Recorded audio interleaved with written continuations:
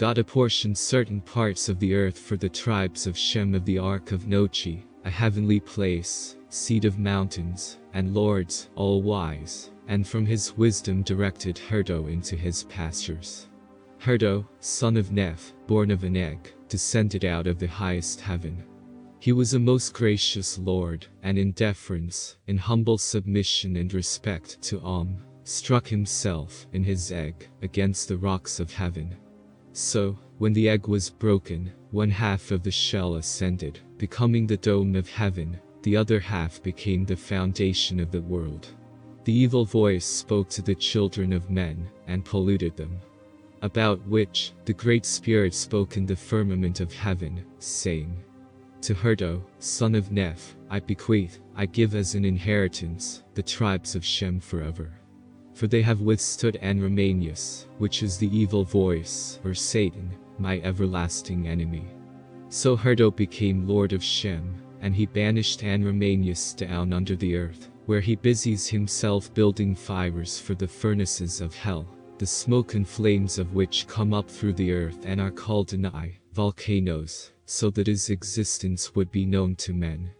Thus came evil from good, but so that everlasting wisdom would prevail with mortals and the spirits of heaven, all light created this Vasraj, universal system and order, which is natural ought a summon Mother Nature to others, as a creator to abide forever. Before this time there were two things in the world. Voidness was one, and Vachus was the other. Vachus Vach, that is, speech spoke, and the world was. So it came to pass that voidness was divided into two parts, the seen and the unseen worlds. The unseen spoke in the wind three sounds, Yo-I, and was called by mortals Elin, god of the wind, so Elin showed himself in three colors. Yellow, which is the highest color, blue, which is the coldest color, and red, which is the warmest color. Elin said, Out of my three sounds, all sounds are made, out of my three colors, all colors are made. He was the All-Master. He, Elin, said, Three worlds I have made.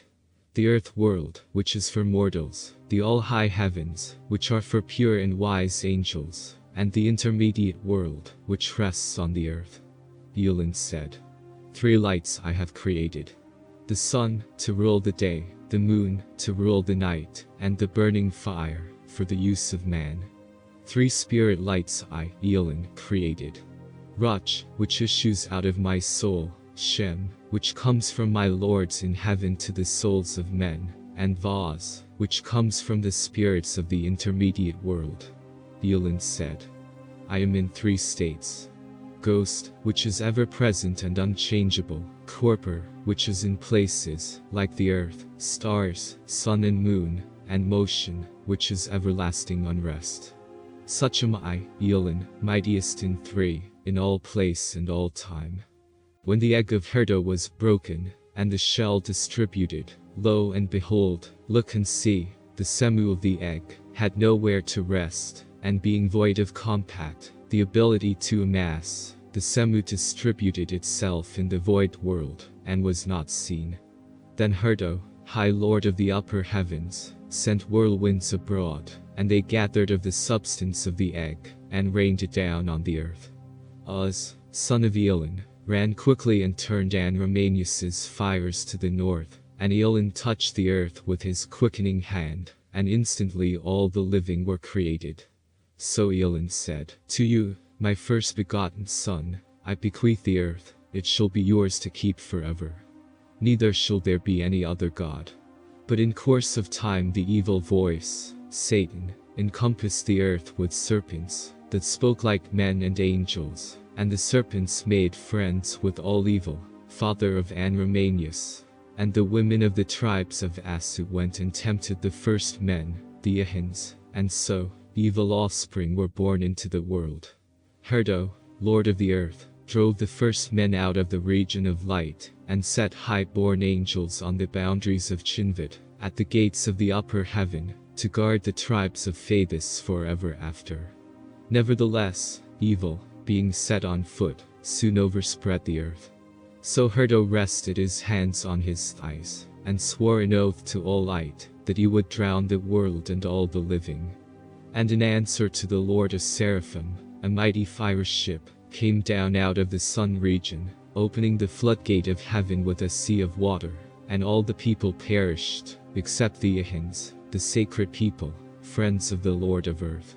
So the Lord took the hollow of his hand and lifted up his people, and gave them doves as wings, and they flew far, and came to the land where the Lord dwells. So it was called Shem as a proof to all the world. In those days God was so near to mortals, that when an honest man spoke, the Lord answered him. And Anramanius was near also, and when an evil man spoke, an evil voice answered him. For that reason, the Lord singled out the purest and most virtuous of women, the wisest, strongest and most faithful, best of men, and married them, giving 2 women to 1 man, according to law. And the heirs of the wisest and most virtuous of men and women were wiser than their parents. And the Lord gave this secret to his people, prophets, priests, in the house of God, and they gave the knowledge to the chosen people. Hirto said, "For this reason, O my beloved, you shall not wed with the drugs, the dark people, that burrow in the ground, lest your seed become polluted, and your heirs go down to hell with Anramanius." But Anramanius, evil creator of evil, went to the drunk women. Speaking to them in a dark corner, he said, "You have the root of Babel to make delirious. Fetch it to the white people, that came with doves as wings. Fetch, and they will eat and get drunk. And when the young men are drunk, go to them, for they are my gift."